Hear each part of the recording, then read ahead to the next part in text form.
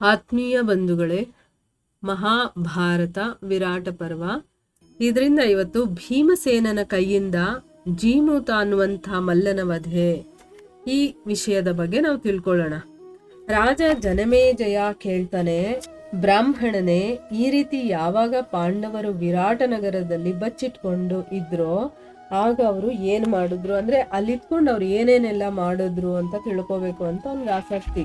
ಅದಕ್ಕೆ ಪ್ರಶ್ನೆ ಮಾಡ್ತಾನೆ. ಅದಕ್ಕೆ ವೈಶಂಪಾಯನರು ಹೇಳ್ತಾರೆ, ರಾಜನೇ, ಪಾಂಡವರು ಅಲ್ಲಿ ವೇಷ ಮರೆಸ್ಕೊಂಡು ಇಟ್ಕೊಂಡು ರಾಜ ವಿರಾಟನನ್ನ ಸಂತೋಷದಿಂದ ಇಟ್ಕೊಂಡು ಯಾವ ಕೆಲಸಗಳನ್ನ ಮಾಡಿದ್ರೋ ಅಂದ್ರೆ ಆ ವಿರಾಟ ಸಂತೋಷವಾಗಿರ್ಬೇಕು, ಅದಕ್ಕೆ ಇವ್ರು ಏನೇನು ಕೆಲಸ ಮಾಡಿದ್ರೋ ಆ ವಿಷಯದ ಬಗ್ಗೆ ನಾನು ಹೇಳ್ತೀನಿ ಕೇಳು ಅಂತ ಹೇಳ್ತಾರೆ.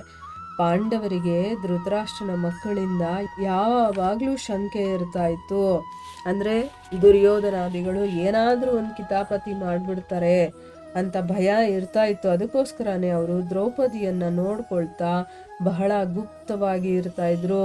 ಹೇಗೆ ಅಂತಂದ್ರೆ ತಾಯಿಯ ಗರ್ಭದಲ್ಲಿ ವಾಸ ಮಾಡಿದ್ರೆ ಹೇಗಿರ್ತಾರೋ ಆ ರೀತಿ ಅವರು ಇದ್ರು.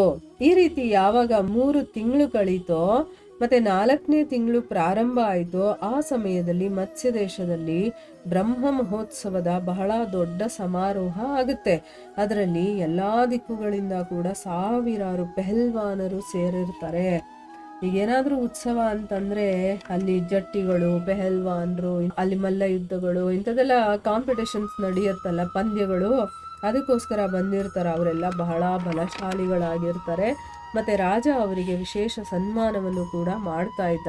ಅವರ ಭುಜಗಳು, ಸೊಂಟ ಮತ್ತೆ ಕತ್ತು, ಸಿಂಹದ ಕತ್ತು ಹೇಗಿರುತ್ತೋ ಸೊಂಟ ಹೇಗಿರುತ್ತೋ ಆಗಿರ್ತಿತ್ತು.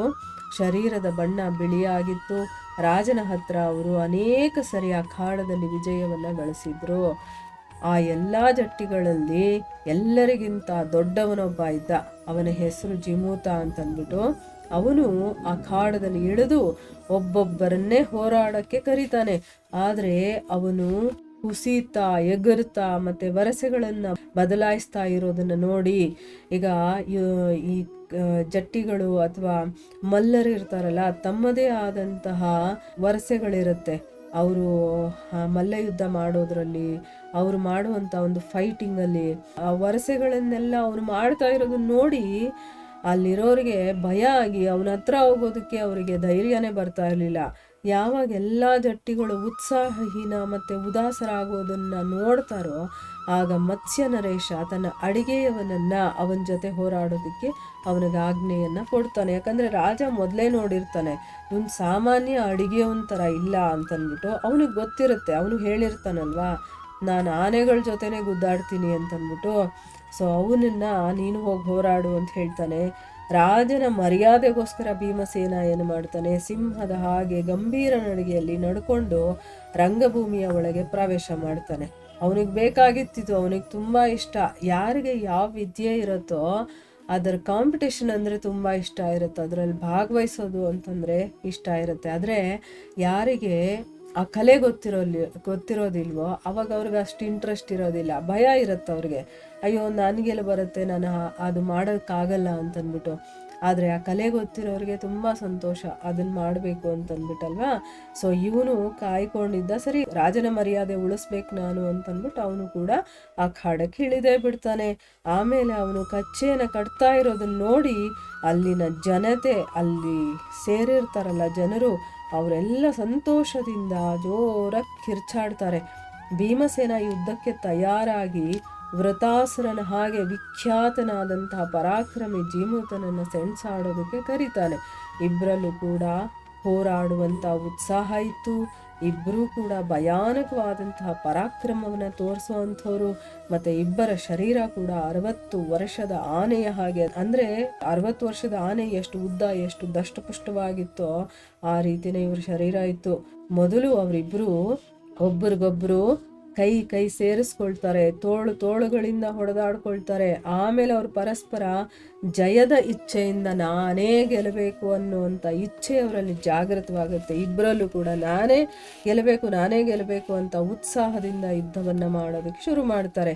ಹೇಗೆ ಒಂದು ಪರ್ವತ ಮತ್ತು ವಜ್ರ ಒಂದಕ್ಕೊಂದು ತಗಲಿದಾಗ ಘೋರ ಶಬ್ದ ಆಗುತ್ತೋ ಅದೇ ರೀತಿ ಅವರ ಪರಸ್ಪರ ಆಘಾತದಿಂದ, ಅಂದರೆ ಅವರು ಒಬ್ರಿಗೊಬ್ರು ಹೊಡೆದಾಡ್ಕೊಳ್ತಾ ಇದ್ದಿದ್ದು ಒಂದು ಭಯಾನಕವಾದ ಚಟ್ಚಟ ಅನ್ನುವಂಥ ಒಂದು ಶಬ್ದ ಬರ್ತಾ ಇತ್ತು.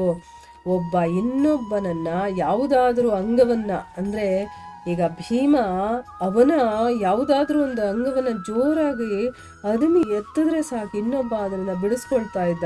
ಇಬ್ರು ಏನು ಮಾಡ್ತಾ ಇದ್ರು, ಆಮೇಲೆ ತಮ್ಮ ಕೈಗಳನ್ನ ಮುಷ್ಟಿಗಳಿಂದ ಕಟ್ಕೊಂಡು ಪರಸ್ಪರ ಹೊಡೆದಾಡ್ಕೊಳ್ತಾ ಇದ್ರು.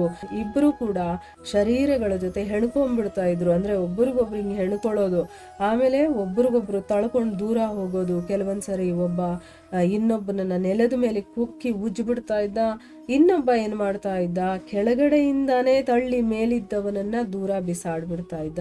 ಇಬ್ರು ಒಬ್ರನ್ನೊಬ್ಬರು ಬಲಪೂರ್ವಕವಾಗಿ ಹಿಂದೆ ತಳ್ತಾ ಇದ್ರು, ಮತ್ತೆ ಮುಷ್ಟಿಯಿಂದ ಗುದ್ದಿ ಎದೆ ಮೇಲೆ ಗಾಯ ಮಾಡ್ತಾ ಇದ್ರು. ಈ ರೀತಿ ಅವರಿಬ್ರು ಕಿತ್ತಾಡ್ತಾ ಇದ್ರು. ಮುಂದೆ ಹೇಗೆ ಕಿತ್ತಾಡಿ ಏನಾಗುತ್ತೆ ಅನ್ನೋದನ್ನ ಮುಂದಿನ ಭಾಗದಲ್ಲಿ ತಿಳ್ಕೊಳ್ಳೋಣ. ಹರೇ ಕೃಷ್ಣ.